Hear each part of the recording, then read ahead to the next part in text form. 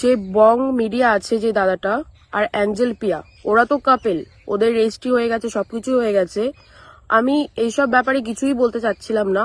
ফার্স্টে তো আমি আমার বয়ফ্রেন্ডেরও দোষ আছে, মেন অ্যাঞ্জেল পিয়ারও দোষ আছে, কারণ সে তার বয়ফ্রেন্ড থাকার সত্ত্বেও উপজে অন্য ছেলেদের মেসেজ করে ও আমার বয়ফ্রেন্ডকেও মেসেজ করে তারা পার্সোনাল ভাবে কথা বলে, নাম্বার ফাম্বার নিয়ে কথা বলে, মানে তারা দেখছি প্রতিদিন রোজ দিন মানে 24 ঘন্টা ভিডিও কলে অডিও কলে সবসময় কথা বলতে রয়েছে। আর আমার বয়ফ্রেন্ড আমাদের বাড়ি এসেই মেয়েটাকেও টাইম দিয়ে যাচ্ছে, মানে অ্যাঞ্জেল পিয়াকেও টাইম দিয়ে যাচ্ছে, যে ওর কাছে ও এতটাই ইম্পর্টেন্ট হয়ে গেছে যে আমাদের বাড়ি এসেও তার সাথে ও কথা বলছে।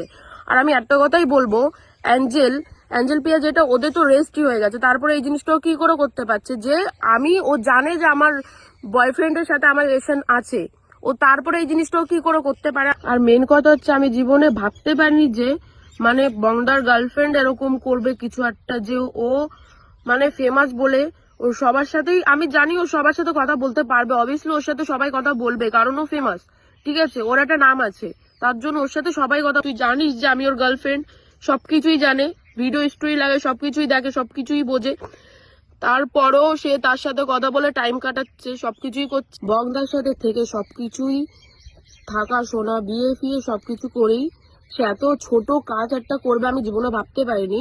সে যতই ভালো ছেলে দেখুক না কেন, সুন্দর ছেলে দেখুক না কেন, মানে তার কাছে তার সাথে তার কথা বলতে হবে, তার সাথে সবকিছুই ওর করতে হবে। এমনকি আমার বয়ফ্রেন্ডের সাথে দেখা করার কথাও বলেছে, যে ওকে বলেছে মার্চে আমি তোমার সাথে দেখা করব, ত্রিপুরায় যাব, যে তোমার সাথে আমি দেখা করে আসব, এই কথাগুলো না বলেছে।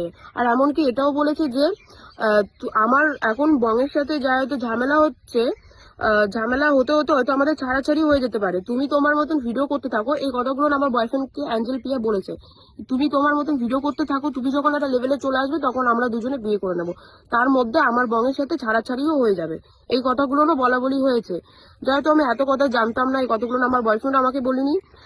ও যথেষ্ট লুকাচ্ছে ওর জন্য কথাবার্তাগুলো, আর ওর দোষটা কোনো সময়ের জন্য আমার বয়ফ্রেন্ড দিতে চাচ্ছে না, কারণ সে তাকে ভালোবাসে তার জন্য।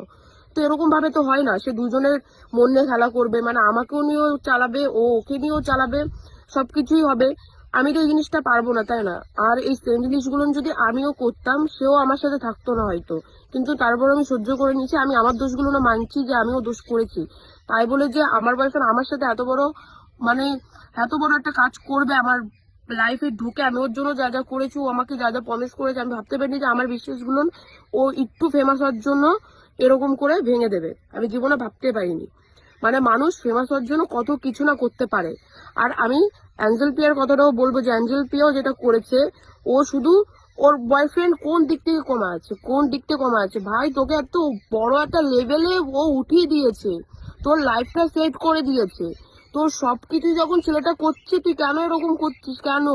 ভালোভাবে থাক না, এরকম করে অন্য মেয়েদের লাইফটাও নষ্ট করিস না, নিজের বয়ফ্রেন্ডের লাইফটাও নষ্ট করিস না, বা অন্য কোনো ছেলের লাইফও নষ্ট করিস না। আর থেকে ভালো, ঠিক আছে, বয়ফ্রেন্ডকে ছেড়ে দিয়ে রেজিস্ট্রি করেছিস তো, বরকে ছেড়ে দিয়ে ডিভোর্স দিয়ে যা করার তুই করে বেড়া ভাই, কিন্তু যাদের বয়ফ্রেন্ড গার্লফ্রেন্ড রয়েছে কাপেলদের, তুই ওই জিনিসটা কেন নষ্ট করছিস? আর আমার সাথেও কথা বলার কোনোভাবে চেষ্টাও করিনি।